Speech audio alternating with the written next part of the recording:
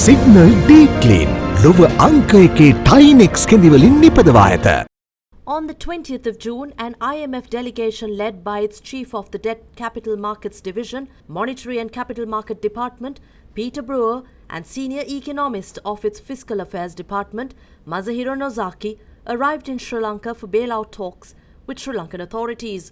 During their visit, they held discussions with key officials of the Sri Lankan government, including Prime Minister Ranil Wickremesinghe, President Gotabaya Rajapaksa, and Chairman of SLFP, former President Maithripala Sirisena. Upon conclusion of their 10-day visit, IMF's Peter Brewer and Masahiro Nozaki conveyed their preliminary findings in a joint statement today.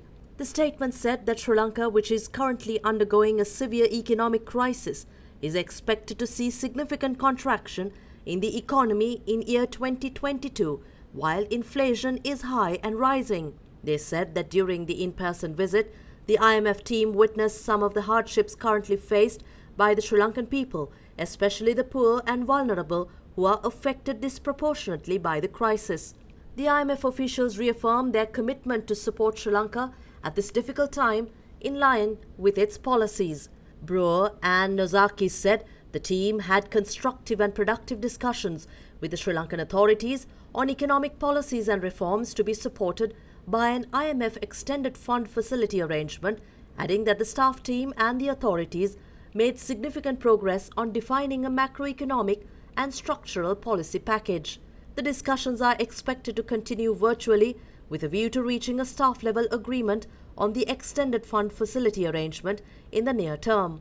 They further said that IMF Executive Board approval would require adequate financing assurances from Sri Lanka's creditors that debt sustainability will be restored because public debt is assessed as unsustainable. In this context, discussions focused on designing a comprehensive economic program to correct the macroeconomic imbalances, restore a public debt sustainability, and realize Sri Lanka's growth potential.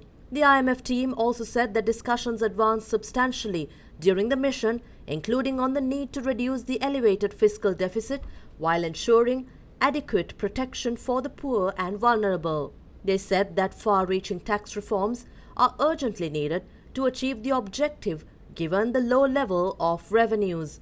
Other challenges that need addressing include containing rising levels of inflation, addressing the severe balance of payments pressure, reducing corruption vulnerabilities, and embarking on growth-enhancing reforms. Finally, the IMF delegation said that Sri Lankan authorities made considerable progress in formulating the economic reform program and that the IMF is looking forward to continuing dialogue with Sri Lanka.